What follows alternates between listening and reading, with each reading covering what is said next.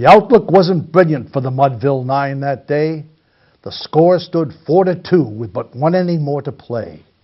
And so when Cooney died at first and Burroughs did the same, a sickly silence fell upon the patrons of the game. A straggling few got up to go in deep despair. The rest clung to that hope which springs eternal in the human breast. They thought if only Casey could get a whack at that, we'd put up even money now with Casey at the bat. But Flynn preceded Casey, and did also Jimmy Blake. And the former was a pudding, and the latter was a cake. So upon that stricken multitude, grim melancholy sat, for there seemed but little chance of Casey's getting to the bat. But Flynn let drive a single to the wonderment of all, and Blake, the much despised, tore the cover off the ball. And when the dust had lifted, the men saw what had occurred. There was Jimmy safe at second, and Flynn a hugging third. Then from 5,000 throats there rose a lusty yell. It rumbled in the valleys, it rattled in the dell. It struck upon the mountains and rebounded in the flat for Casey. Mighty Casey was advancing to the bat. Hello, everyone. Welcome to Talkin' Baseball, Episode 6, Season 4. This is our drama episode. We have some tryouts later on for TV and movies in Hollywood. With the COVID, we figured that they're not working, so we have a chance to get in and do some dramatic readings. This episode is called Mudville, and we just read you the first half of the classic poem, Casey at the Bat. Now, Casey at the Bat is arguably the most well-known comic poem in America. And we thought we would investigate why that is, where it came from. Probably 50 people out of 100 could tell you what that poem was. I'll bet there aren't two who tell you who wrote it. The person that wrote that was a man named Ernest Lawrence Thayer. And he was born in Lawrence, moved to Worcester, and he went to Harvard and edited the Harvard Lampoon. He was magna cum laude there, Ivy Orator of his class, and he became friends with William Randolph Hearst. Hearst was kicked out of Harvard because he used to send bedpans and nasty items to his professors with their names engraved on them. And while he was wealthy, they decided they didn't need his hijinks. So he was kicked out of Harvard, and his father gave him the San Francisco Enterprise, or Examiner, I think it was, to edit. And so he called his old friend, Thayer, to come out to San Francisco and write some poems for him, which he did for a while. And every Sunday in the Examiner, there would be 2 or 3 shots of his stuff and various types of doggerel. And when Thayer got ill, he decided to leave and go back to Worcester. The last poem of all the ones he'd written there was Casey at the Bat, which he didn't think was anything particularly special at all. But little did he know that 100 years later, in fact, he didn't even sign his own name to these poems. He wrote ballads and Sunday editions under the name of Phin, P-H-I-N. And he had apparently had summered in Holliston. Which brings us to today's episode of Talkin' Baseball. Because Holliston has a section in it called Mudville. And so we decided to see if we could investigate the name of the place that inspired Thayer to write his famous poem. So we decided to take a road trip and head on down to Holliston, thanks to our good friend Linda Betty, who was a native of Holliston. And she said, you ought to go down and check out the wonders of Holliston. So watch this. Hello, everyone. Well, Talkin' Baseball's on the road today in Holliston, Mass. Right here. And the reason we're in Holliston, Mass, Holliston has a terrific, interesting baseball connection, which we'll see in a while. But first, we thought we might show you some of the sights and sounds of Holliston. Many cars going by. Many sounds more than sights at this point, yes. But this is stop one on the journey right here. Welcome to Holliston.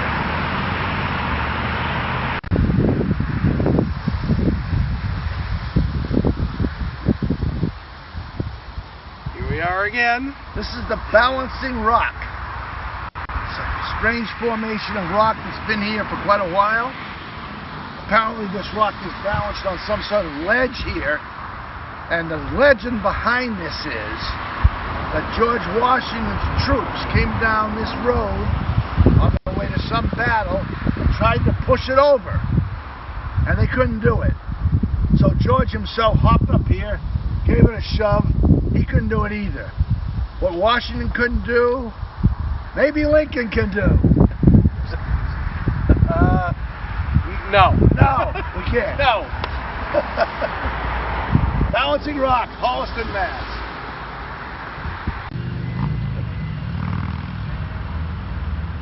Hello, one of our next stops in Holliston. We are at the world's largest rosary, right here in Holliston, Mass. Behind us is a string of boulders, and on each chain leading to the boulder, there is the Hail Mary in a different language. I think it's 51 to 53 different languages. And it's a quiet place in Holliston where people come to meditate, but it is a unique place in the country, and it's one of another 7 wonders of Holliston. And here's an example of one of the rocks on the rosary.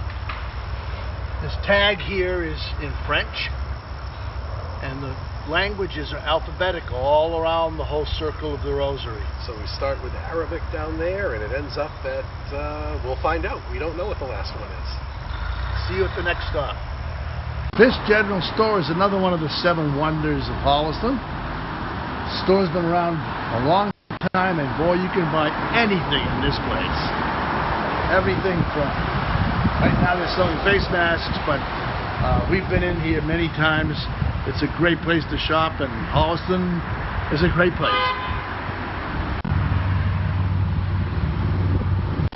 And our next stop in Holliston, Mass. Here we are, a beautiful late summer day at the Moon Tree. This is right in front of the Holliston Police Station. Now, in 1971, on the Apollo 14 mission, Alan Shepard brought 100 seeds with him, 2 from each state, and they went to the moon, came back, and were replanted and called moon trees. One was planted in Pembroke, and it died.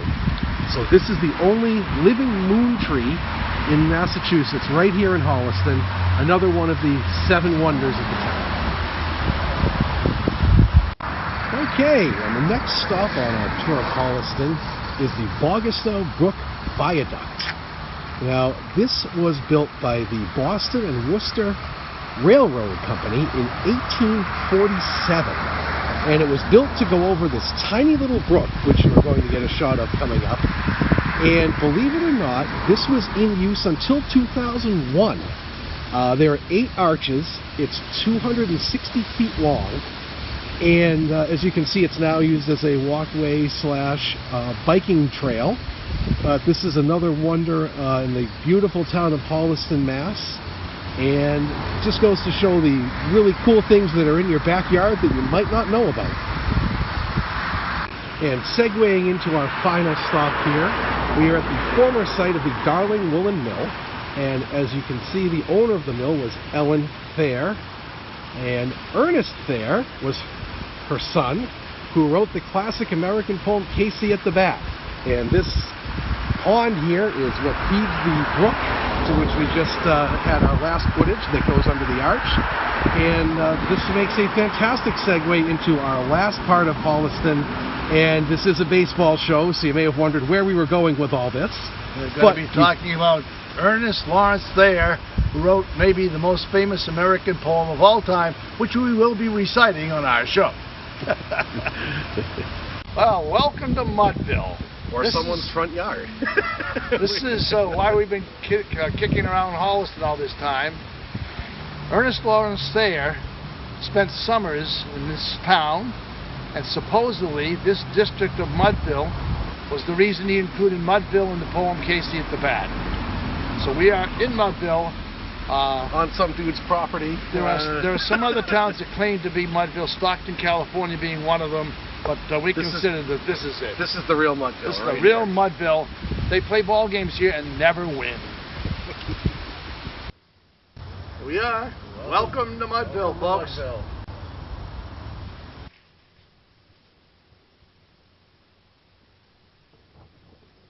Casey has struck out. Here we are. This is what is left of Casey's. All that's left of Casey's, a terrific chicken. To the strains of Bob Seger, here we are at Casey's. Sporting machines. His stash is way better than mine. His boss is better than mine. But I'm alive. Oh, here we are. Leaving Mudville, Leaving Mudville and we're back to the studio with the rest of the show. with our takeout. We'll see you anon. Yeah, that's right. Okay, this is the seventh wonder of Holliston, because we weren't able to go to the seventh wonder of Holliston because this is on the 17th hole of the Holliston golf course. And we weren't going to pay the fee to play 17 holes of golf, since we can't play any holes of golf. No. And that's not our game. No, but this is the seventh wonder. We don't make seven figures, so we weren't allowed on the golf course, and our opinion of that is, well, what Mark Twain said, golf is a good walk spoiled. So we weren't really going to waste our time going there. But those are the seven wonders of Holliston right there. We couldn't get number 7 to you live, but that was in the waning days of summer. That was the road trip that Talkin Baseball took to Holliston, which brings us to Casey at the bat. That was our final stop. We'll finish reading the poem for you. And if it wasn't clear, Mudville is a section of Holliston which Thayer apparently went to summers, and they claim to be the Mudville. Even though it's Now, kind of odd. there is another place. He also worked, as I said, in San Francisco, and there's a town called Stockton, California, that has a Mudville section too. And on occasion, a team from Stockton will play a team from Holliston, each being the Mudvilles. Now, my question is, who can win? Who's the Mudville Nine? They The all Mudville have- Nine always wins. Always loses. So what? Okay, win. And you would think that something that historic would have sort of some, monument or gate. Those places you saw, they were actually just in the corner of somebody's yard. Yep. There really isn't any identifying thing. It's not on a map or anything like that. I mean, we felt like we were trespassing to get a few of those shots. It's very strange. So anyway, that was a trip to Holliston. So, and I think good time maybe now we'll read the rest of the poem. Now, as I said, this poem is probably the most well-known comic poem in America, but we'll talk after we finish reading this as to why. All right, so picking it up in the middle, Casey is up. There was ease in Casey's manner as he stepped into his place. There was pride in Casey's bearing and a smile on Casey's face. And when responding to the cheers, he lightly doffed his hat. No stranger in the crowd could doubt 'twas Casey at the bat. 10,000 eyes were on him as he stepped into his place. 10,000 tongues applauded when he wiped them on his face. Then while the writhing pitcher ground the ball into his hip, defiance gleamed in Casey's eye. A sneer curled Casey's lip. And now the leather-covered sphere came hurtling through the air, and Casey stood a-watching it in haughty grandeur there. Close by the sturdy batsman, the ball unheeded sped. "That ain't my style," said Casey. "Strike one," the umpire said. From the benches, black with people, there went up a muffled roar, like the beating of the storm waves on a stern and distant shore. "Kill him! Kill the umpire!" shouted someone from the stand, and it's likely they'd have killed him had not Casey raised his hand. With a smile of Christian charity, great Casey's visage sown, he stilled the rising tumult. He bade the game go on. He signaled to the pitcher, and once more the spheroid flew. But Casey still ignored it, and the umpire said, "Strike two!" "Fraud!" cried the maddened thousands, and the echo answered, "Fraud!" But one scornful look from Casey, and the multitude was awed. They saw his face grow stern and cold. They saw his muscles strain, and they knew that Casey wouldn't let that ball go by again. The sneer is gone from Casey's lip. His teeth are clenched in hate. He pounds with cruel violence his bat upon the plate. And now the pitcher holds the ball, and now he lets it go, and now the air is shattered by the force of Casey's blow. Oh, somewhere in this favored land, The sun is shining bright. Somewhere bands are playing, and somewhere hearts are light. Somewhere men are laughing, and somewhere children shout. But there is no joy in Mudville. Mighty Casey has struck out. Thank you. We hope that was dramatic enough for you. We had a great time doing this poem, actually. This is a lot of fun. We hope you enjoyed it. A little personal side note. When I was in high school, every junior had to stand up in front of the entire school and recite a poem that he'd memorized. That was mine. And you still know it. 75 years Still later, know it. I remember it is. Now, this poem, as I said, was written anonymously by an unknown fellow named Finn, and only through this strange circumstance did it become famous. There was a young actor-singer in the early 19th century named William DeWolf Hopper. You might know he was the father of William Hopper, who was in the show, what's the show? Perry Mason Show. Yes, Perry Mason. Paul Drake and Perry Mason Show. His wife was Hedda Hopper, who was well known as a gossip columnist. And he was a very, very, very popular performer. And according to acting in those days, the way they used to act, acting was emoting. The more over-the-top you could be, the more makeup you could wear. When he recited Casey the Bat Boy, it was like a performance. It wasn't over the top. It was way over the top. He had to do a show one night in 1920 for two Major League Baseball teams who were visiting the theater. The two teams were going to be playing in the World Series. And a friend of his from San Francisco had clipped Casey the Bat out of the newspaper and mailed it to him. Since you're talking to a baseball crowd, you ought to try putting it on to the baseball players.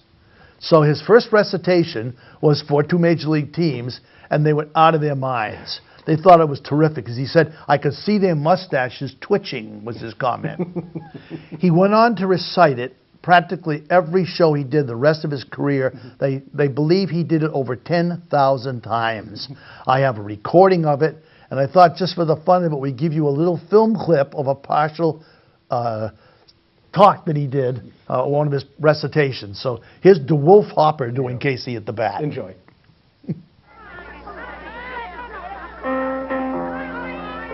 There are rituals by which baseball is known. Casey at the Bat has been recited by schoolboys and vaudevillians for 100 years. The outlook wasn't brilliant for the Mudville nine that day. The score stood 4-2 with but one inning. In baseball, numbers speak louder than words. By his account, in 45 years on the stage, DeWolf Hopper recited Casey more than 10,000 times, each time taking exactly 5 minutes 40 seconds to reach the memorable last line. Joy, Mudville. My St. Casey has struck out.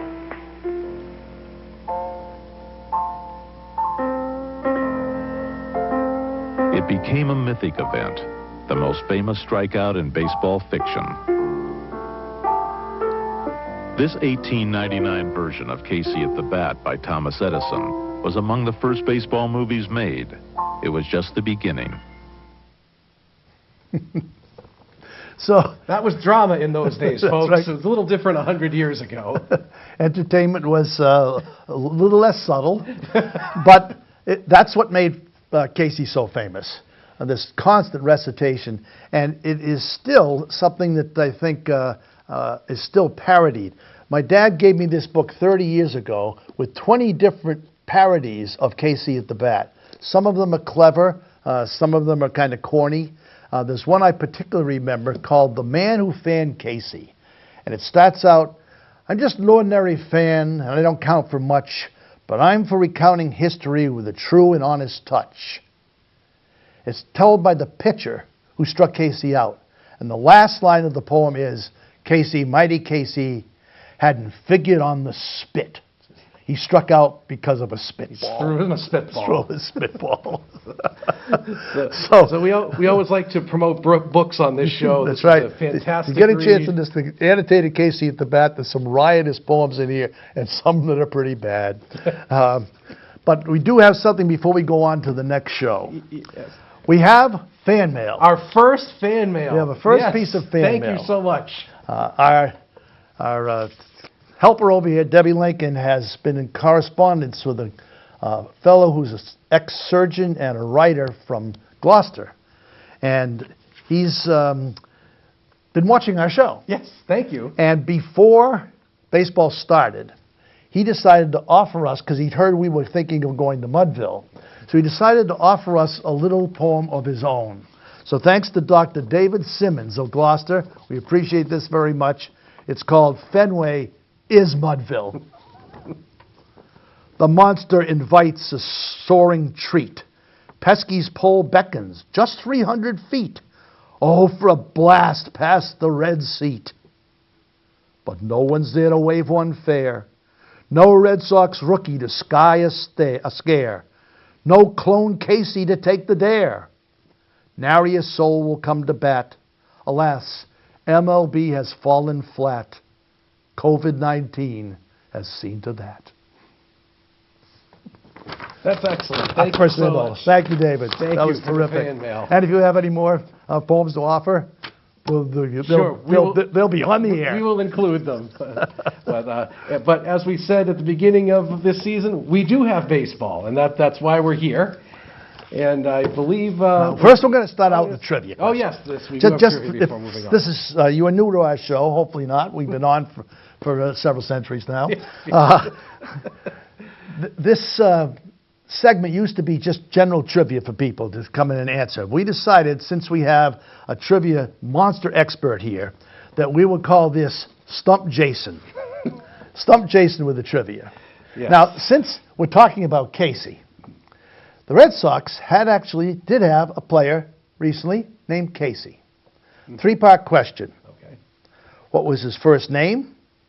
What position did he play? And what was his number? Oh.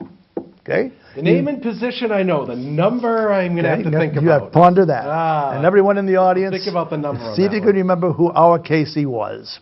Okay? All right. Now, what we've been doing the last couple of shows, you can explain this for them. So what we've been doing is, if you remember last season we did a Mount Rushmore of Red Sox players, and this time what we are doing is we are breaking Red Sox history into two pieces.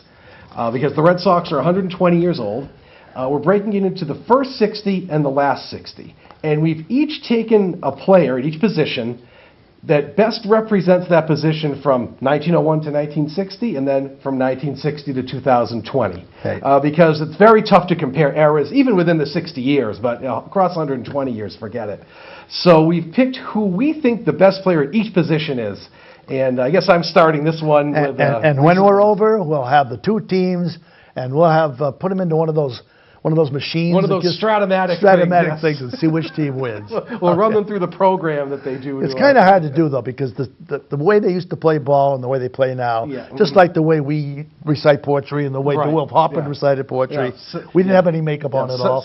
Comparing Cy Young to Chris Sale really isn't very relevant. So I'm covering 1960 to 2020, and we're going to do the outfielders today, or two of the outfielders, left and center today, right? So this was the first time that I've really had a challenge because all my infielders are pretty cut and dried, but the Red Sox have a really great history of left fielders, and I went with, for the most recent left fielder, the great Carl Yastrzemski. Now, Carl Yastrzemski was a lifelong Red Sox player, 23 seasons in the Red Sox uniform. He did play first base and DH for the last 6 or 7 years, but even counting his accomplishments just in left field, he is the best all-time as a Red Sox left fielder. He had over 3,400 hits. I can memorize these because I see him so often. 452 homers, a .285 career batting average. He had MVP votes in 14 different seasons. He made 18 All-Star games, and he won 3 batting titles. But most of all, in Red Sox lore, he's known for his 1967 season. The Miracle Red Sox, who went from 9th place to 1st. He won the Triple Crown that year, and it was another 50 years before somebody won a Triple Crown after him. And he basically carried the team on his back the entire last month of the season. They had to win twice against the Twins the last 2 days. He went 7 for 8 in those 2 games. And he even had a song written about him that is available on 45 still. A whole record album. The Carl Yastrzemski song. There was Yaz Bread, which some people still have in their freezers across New England. And he was with the Red Sox for a pretty dark time in their history in the early to mid 60s too, before 1967. And if you look at his numbers stacked up versus some of the other Hall of Fame greats, they look kind of average. But you have to remember, his prime years was the greatest pitching era in the history in modern history. 60s. The mid to late 60s yeah. was an unbelievable time for pitchers. So when he's putting up these numbers, OPS plus was 135 for his career. So he was way above and beyond what everyone else was doing in the American League at the time. And to tell you how bad batting was, he won the batting title in 1968. His average was 301. 301. Only 300 hitter in the league. In the entire American And they had League. to change the rules. Yes. They lowered the mound, and they made Gibson throw slower. Yes, that was right. Yes, that was imagine when the top hitter in the American League only hits 301. So I do have to give an honorable mention. Jim Rice is another Hall of Famer who did play left field for the Red Sox. He's very close behind Yaz. I went with Yaz because he was longer, he was a bit more iconic, but Rice in his prime, he had a 10-year period where he was one of the top hitters in the American League. He made several All-Star teams. He was second in MVP voting in 1975, and played okay defense, not fantastic. But As an outfielder? As an outfielder. Rice? Yeah, he learned. Yes, he did. He learned, yeah. And he's a very, very strong runner-up on any other team. I think he would be the top left fielder of the last 60 years. So I have to give an honorable mention to Jim Ed, but Yaz is the one of the iconic Red Sox players of all time. So I had to give. And what I think was most unusual about Yaz is so many of these players come up like Lynn and like Rice, like Pedroia. And the first year or two, they're fantastic. Never really live up to that again. Right. Yaz came up in 61, and his first 5 years were fairly average. But 67 was this amazing breakout year. He personally was responsible for bringing baseball back to Boston. Oh, absolutely. In Personally. 1966, you could go, imagine this, right up until the game time, you could go and buy a seat anywhere in the park at a cheap price. They attracted, 10,000 fans a game, if that? Maybe. If that? They came in ninth. They had less than 1 million people in the stands. Imagine that, less than 1 million people for the whole year. In 1 year, Yaz turned that around. I mean, there was a good team. Yeah. Lomborg and a lot of other guys were good, but he was just phenomenal. Yaz was the face of the team. And that did it for him. For the rest of his career, and he was Yaz. For the next decade, right up through 78, he was still a middle-of-the-lineup hitter, making all-star teams. And if there's anyone other than us watching baseball these days, his grandson is having a great season out with the Giants. He's doing pretty well. Yeah, so there's some good genetics there. Yeah, he's a whole different. He's left-handed, but he's tall and thin. Yes, yeah. And he's I think going to be more of a long ball hitter. I think so Yaz too. is short. He was. And he was the little guy that could be able to hit the ball that far. Well, they were all a lot smaller then, but still at the time he was fairly small. And Boot Powell was a little bigger. He was. And sadly, I never got to meet Yaz in person. When I was, I think, 7 or 8 years old, we had gone to a card show, and Yaz was there signing autographs, and I got deathly sick all over the bathroom at the hotel where he was signing things. I was lying on a bench as people were coming in line to go see him. I was lying on a bench, green as a fish. And my mother went and said, "Can you sign this for my son? He's sick." I never got to see Yaz in person to get him signing anything, although we did see him at an old-timers game in person. Yeah. Well, I had a 1967 Boston Herald front page when they won it. It just had 2 big socks on it. Right. And in 1992, Neshoba High School had a 25th reunion of that team, and I got a chance to have all of them sign it. I want to say Yaz was the least friendly of all the people who signed it. He was take time out for smokes all the time, but I don't want to knock the guy because he did save baseball. Well, he replaced my guy. And that in itself was a tremendous burden. My left fielder has to be nobody else than thumping Ted Williams. Who else would you pick? Ted Who Williams. else? Maybe still arguably the best ball player that ever hit. Extraordinary hitter. He was the all-time career on-base percentage leader. All-time. Led the league 12 times himself.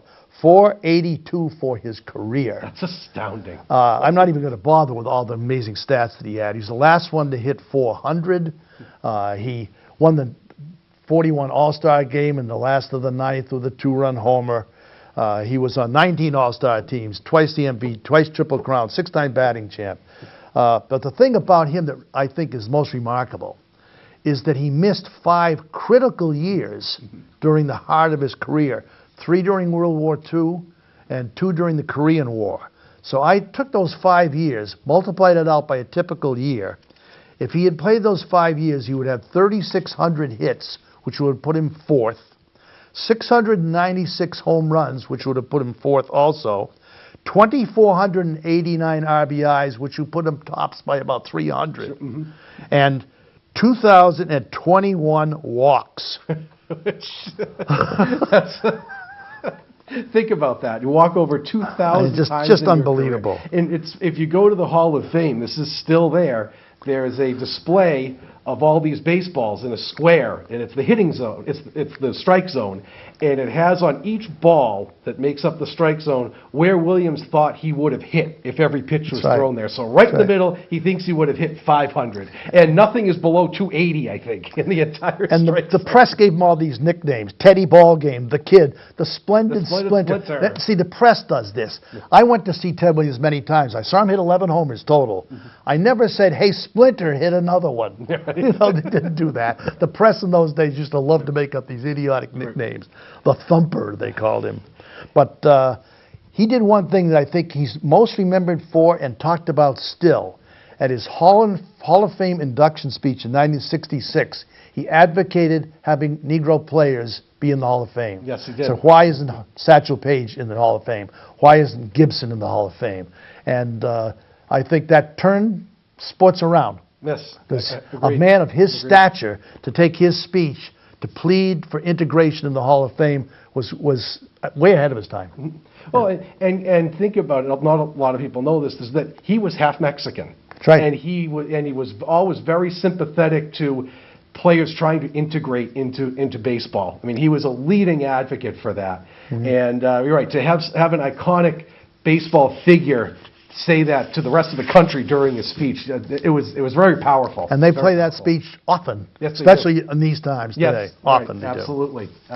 And don't forget, he was also robbed of 2 MVPs because of sports writer voting, but we won't get into that. do. He's right also now. in 3 other Hall of Fame. Yes, the fishing and aviation. He's in those Hall of Fames. And cooking. And cooking. Yes. Cooking. I saw him once. He used to work for Sears Roebuck after he retired, and they had a fishing show down at the Heinz Auditorium in Boston. And he took there was a big pool they had down there, and they put a little rubber circle like a lifesaver in one corner of it, and he stood at the other side and cast directly into that little spot time and time and time again. Yes. Just a remarkable athlete. Extraordinary hand-eye coordination to be able to do that. Unbelievable. So here's to you, Teddy. Here's to you, Ted. You're the all-time top spot in any position in Red Sox history. So we're moving on to center field, and these accomplishments aren't quite as much as the 2 left fielders we picked, clearly. And I had a really hard time with this one. You really could have gone with either of 2 people for this. I ultimately picked the great Fred Lynn. Now, Freddie Lynn came up in '75, and we're being interrupted. My mouse is stopped work. There it is. Okay. Can you take it from? I can take it from the center field, from starting. Want to stop him, Fred Lynn? Start over again? I'll start over from this. Yeah, Fred okay. Lynn? All right. We good? From center field. Okay. Okay. Now, moving on to our center fielders, which obviously aren't as illustrious as our 2 left fielders, and maybe the 2 biggest players in Red Sox history. I had a really hard time with this one, from 1960 to 2020, picking a center fielder. It was really, really ridiculously close between two players. I ultimately picked Fred Lynn. Now, Fred Lynn came up in 1975, the year the Red Sox won the pennant, almost won the World Series, and Fred Lynn is one of only two players ever to win the Rookie of the Year and the MVP in the same season. Ichiro was the only other one who did that. That's right. And Rice came in second that year, actually, in MVP voting. The Gold Dust Twins. The Gold Dust Twins, right. And Fred Lynn wasn't just a great player. He was charismatic. He was one of these people who put on a show when he played baseball. He was an astounding center fielder. His defense was incredible, and he's the reason that they put the padding at the base of the center field wall. He used to make so many insane catches that he just had no regard for his body. He would just go and dive after a ball, and the wall back then was just cement right down to the ground. There was a famous episode where, in the World Series, he went back to try to catch a ball and crashed into it, and everyone thought he was dead. Everyone thought he was just and I could still see him getting close up and saying, "I'm okay. I'm okay. I'm okay." After he just hit a 3-run homer earlier than that. And so he had two extraordinary seasons, 75 and 1979. People forget that too. He just had these sort of two iconic seasons when he was with the Red Sox. But he won 4 Gold Gloves. He went to 6 straight All-Star games when he was with the Sox. He had a 141 OPS plus, which is actually higher than Yaz had in his time. Right. He had a 308 batting average, and like I said, he was sort of the face of the '75 team, even though Yaz was still with them at that point. He was the excitement. He's sort of like Verdugo is now. He just had this constant energy anytime he stepped on the field. And I really wish that he had stayed with the Red Sox longer, because I think Fenway was the perfect place for him, perfect hitter's park for him, perfect team for him. And he sort of bounced around. He had some good years with the Angels. If you remember what happened at that point, that's when Tom Yawkey died. Yes. And it was taken over by Buddy LaRue and Gene Yawkey. And they let Fisk go, let Burleson go, they let Lynn go. For no reason. And it was a clerical error, supposedly, was the excuse, but I don't buy that. I don't buy that They just let them go because they were going to try to get too much money or something. They just emasculated the team and didn't get back to the mid-'80s. Lynn said many, many times left field was built for him because he's a lefty, like Wade Boggs, that used the wall. And he used to just go the other way, just slap it right to left field off the wall. And he went to California and never was as good. Never was the same, and he had a lot of injuries later in his career that really cut down. He was on a Hall of Fame track. He sure was, and his last great season, I think, was '82 when he went nuts in the playoffs with the Angels, and he played, I think, until '89, I want to say, was his last year. And he kind of bounced around with the Tigers and the Padres, but he never was the same as he was in the mid to late '70s when he was one of the best players in the league. He considers himself a Red Sox. Many times we're at the park, he's up in the suite that they have for his ball players, and he looks like he'd still step out and play. He looks incredible, and he always wears these Hawaiian shirts, and he's well-tanned. Well, you remember what his nickname was? Beach. Beach. They called him Beach. But he does. He looks remarkable for a 70-year-old guy. Looks like he could still play. It's great. And again, I have to have an honorable mention here. I ultimately picked Fred Lynn because of that season of '75 where he had the Rookie of the Year and MVP. But Reggie Smith was almost a 1A rather than a number 2. Their numbers were really similar. Reggie Smith had the misfortune, I think, of playing on some really bad Red Sox teams in the '60s. Right. I think that deflated his numbers. And again, he played in a pitcher's era. So that, of course, brings his numbers down. But he was every bit as good as Fred Lynn in center field. He was the premier defensive center fielder in the league at the time. And, again, he and Yaz were about the only ones worth rooting for in the 60s. It's a lot of those years. So very, very close honorable mention to Reggie Smith. But Freddie Lynn gets my nod. Okay. Well, I suppose I should pick Dom DiMaggio, but I'm not going to. Because we seem to forget that the Red Sox were pretty darn good in their first 20 years. They were. They won 5 World Series back then. So I'm going to pick Tris Speaker. Great call. Tris Speaker, the Gray Eagle. Great call. Was in the Hall of Fame in 1937. He only played with the Red Sox for 7 full seasons because he had a contract dispute and went to play with Cleveland, and Cleveland signed him, as they did often back then, as a player manager. Yes. So a lot of the years he had of his great years also with Cleveland. In 1920, They played the team, of course, that followed the Black Sox, Yeah. and he led Cleveland to a championship. But he has one record that I bet a lot of people out there couldn't tell me. He holds the record for the most career doubles. Yeah. 792 doubles. Remember, this is in the days when you couldn't hit the ball over Right. the fence. This is the pre-Babe Ruth days where you were judged on doubles and triples. The for your ball was power. made mostly out of yarn, Right. and you couldn't hit it very far. And the outfields were about 500 feet because they just sort of jammed. And what stadiums they where did was, fit. but there was so many people came to the attendance back then was extraordinary.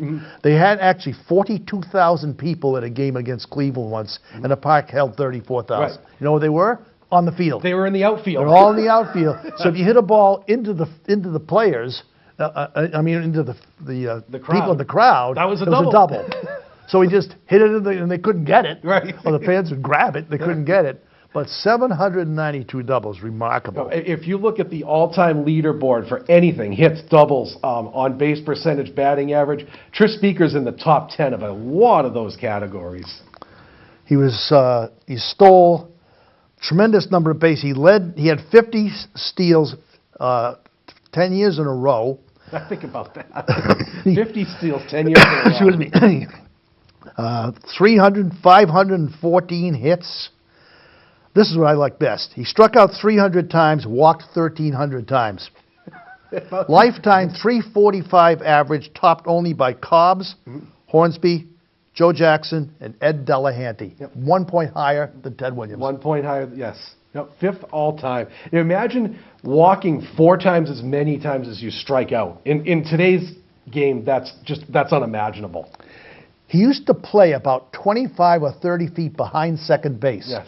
And he would, because they weren't going to hit a lot of long balls, Right. he led the league in outfield assists 7 times, and 7 times he made a put out in the infield. Right? And you could just see the ball Imagine and that. turn around and go back after it to play the closest of any center fielder ever. And so you come up, it was like 5 infielders. It was like a softball game. That's right. It was like the short fielder. And so he would play right behind second base, just maybe 30 feet. Well, And then tear around and go back after the ball. he was an early shifter. Yeah. He was a pioneer of the shift 100 years ago. Speaking of shifts, we forgot to mention one thing about Ted Williams.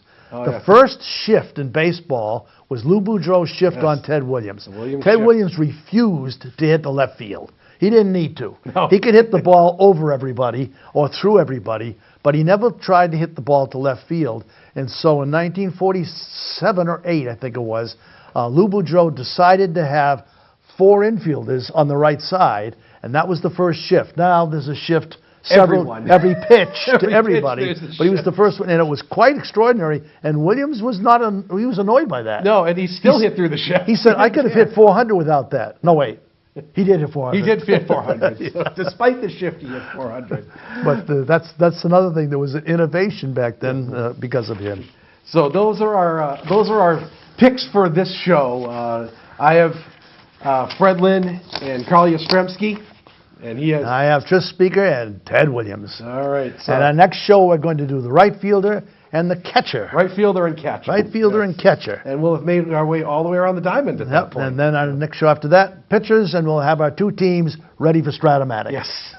So, and if you agree, disagree, please let us know. Give us the fan mail. If you think there's anyone we overlooked, you disagree, we're always up for a good debate. And anyone else want to send in poems? Yes, we'll please. read them on the air, and you'll become well known in 18 different places now.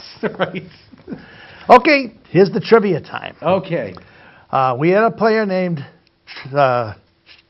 Casey. In fact, I even took a picture of him when his number came up on the scoreboard one day, just because I thought it was funny. If we can bring it up, we can check it out. Meanwhile, what's your answer? There it Okay. is. That just cracked me At up. Bat I was Casey. sitting in the stands at Bat Casey, and I said, he's going to strike out. So I know the first 2 parts. Okay. I remember they had Sean Casey for a Yes, season. Sean Casey's the man. And he was a first baseman / DH. Absolutely correct. He was a very good hitter, Yep. but he was maybe the slowest man in the major leagues. In fact, he's an analyst on MLB Network now, and they constantly hassle him that he got thrown out at first on a hit to right field one right. time. That's how slow he was. Now, No, you got to throw it another time. It was hit to shortstop, Yes. and he thought the guy caught it, so Yes, he didn't he just run. stopped running. And Yes. the guy picked it up and threw it. He started again, and he was about 20 feet down the line. And of course, when he's announcing, they show that over and over and over again. And he was known as the mayor. He was That's one right, of these mayor. chatterbox, friends with everybody guys. Yep. Now, the number, I am not sure on that. I want to say it was number 1, but I could be wrong on that. I'm not sure. Number 22. 22. Was Number he? 22. Okay. I'll admit, I didn't know myself. No. Had to look it up. And he was only with the Sox for 1 season. Yeah. But he was a very good hitter. Yes, he was. He was a sort of a singles and doubles 280, 290 kind of hitter, but very, very slow on the base paths. I didn't bother to look up his stats, but he has excellent. He played a long time. Yes. Yeah. With several teams, partly because he was versatile. Could hit both ways, and everybody liked this guy. Yeah, he was Everybody the liked mayor. him. The mayor, yeah. And he still does his job on MLB Network with Harold Reynolds and all the rest of those This was other an guys. extraordinary circumstance. My wife and I have only been down to spring training once, and we went down the first day that the camp opened, and our good buddy Gordon Eads got us in so we could hang out where the players were coming in. It was the day Casey arrived. No other fans knew who he was except us. We had knew who he was, and all the other players came running over and hugged him. They're so glad that he was playing with them. How you doing? Yeah. How you doing? So that's our trivia question. So Anybody knew it was number 22? Good for you. All right, so I got 2/3 of it That's today. right. Okay, that's not too bad. That counts. That's passing. All right, that's a passing grade. That's passing grade. Well, okay. So we're going to finish up the rest of the show with this weird season Weird that's going things on. that are happening in 2020. Baseball is just weird right now. We did our last show, only 6 games have been played. We knew it was weird then. It's gotten weirder It's since. really gotten weirder. In fact, we had a weird night last night. So I mean, Tell them what happened last night. So last night there were 2 games. One game featured the Braves beating the Marlins 29-9. They had a chance to set the record, and they went scoreless in the last inning. So they won by 20 runs, and the Brewers beat the Tigers 19-0. There had never been 2 games there have never been 2 that big blowouts in one day in Major League history. Lose by 19 and lose by 20. So there was a 20-run and a 19-run loss yesterday. I want to do a trivia question. Okay. Who holds the record for the most runs scored in a game? Oh, it's I know it's a Red Sox.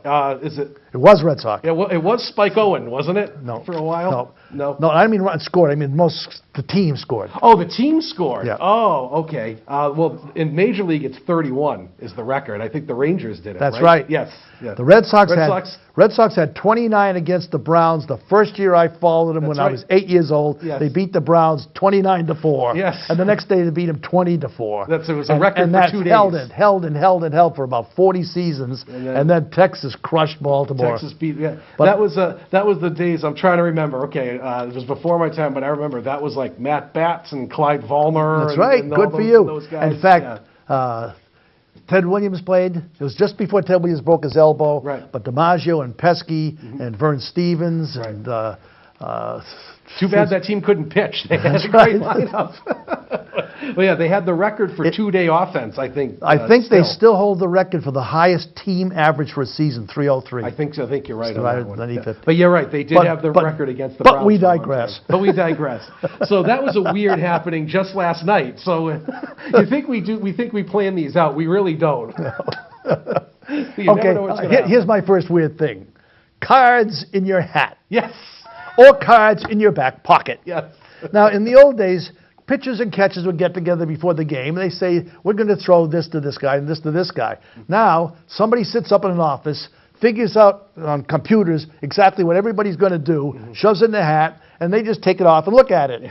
And it looks so funny to see guy comes up the bat. He takes off his hat. He looks at his hat. Oh, yeah. Puts his hat and then back he'll move on. over here and And sometimes he says, you better walk this guy because he's going to kill you. right.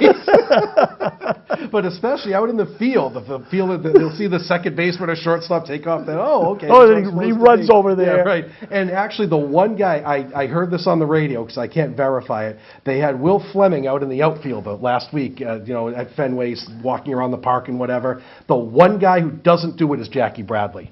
And he says every pitch, Bradley will shift according to what pitch is coming. Doesn't have anything in his hat. He knows exactly what's coming. So I guess he's on a different level than everyone I else. wish Millar was still on the team. You know what he would do? He'd put different cards in people's hats. probably- Guy looks at it, it's the ace of spades. Right. Yeah, That'd be great. or don't bother, something like that. You're not going to get him out. Give him somebody else's. Don't pitch to this guy as the center fielder. Right.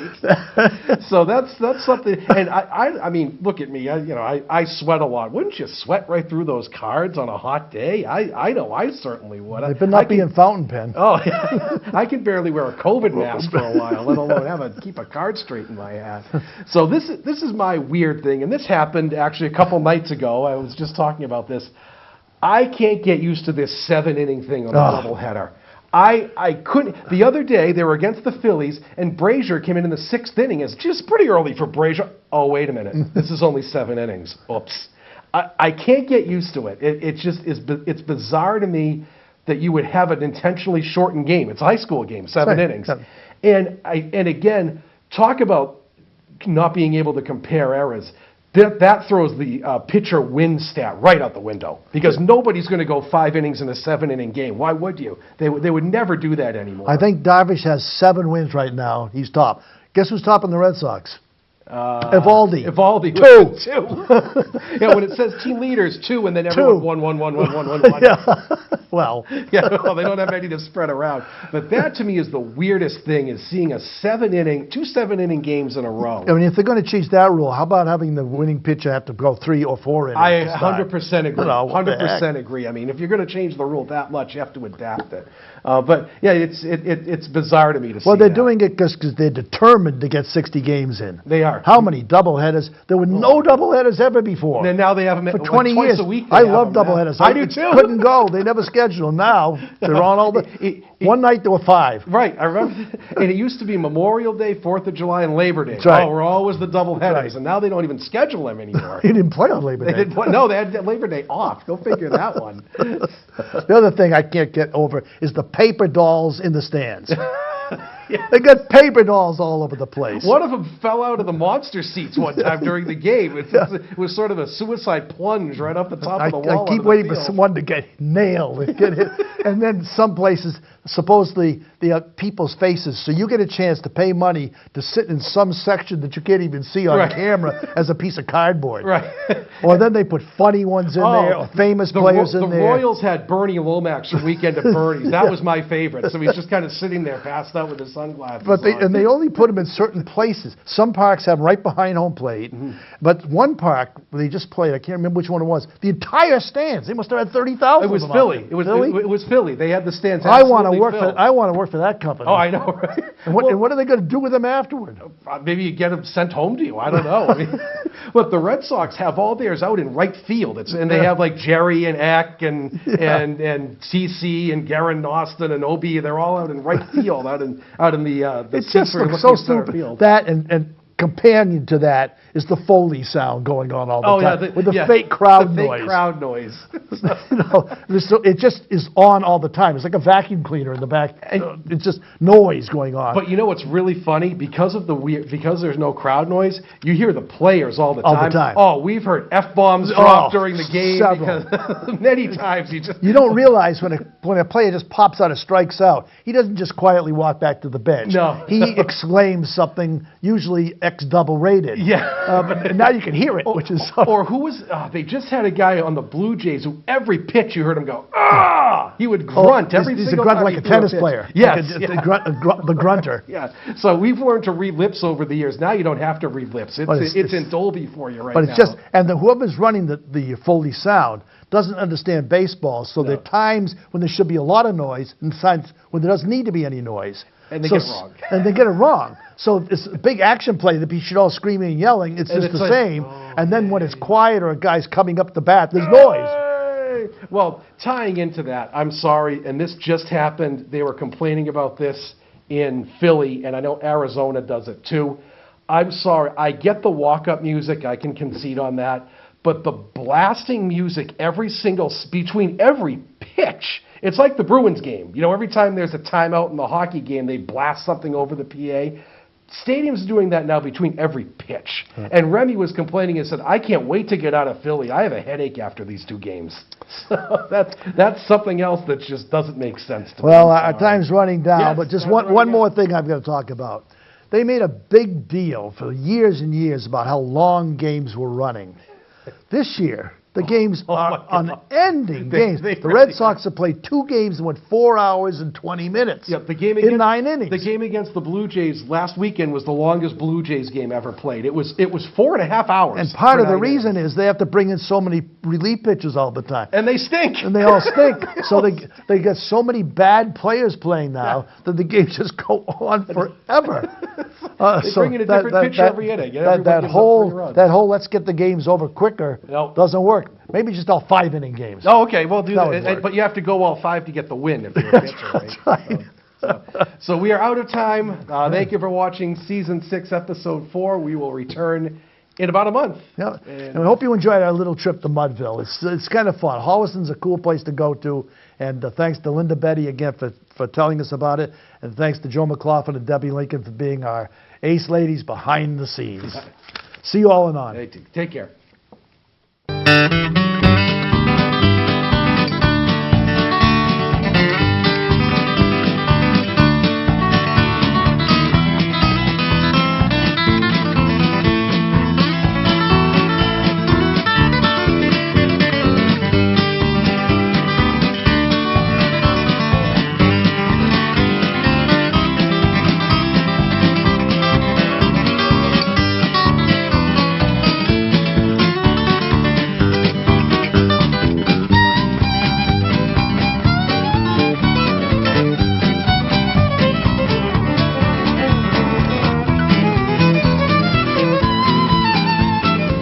Thank you for watching another outstanding program provided to you by Lunenburg Public Access.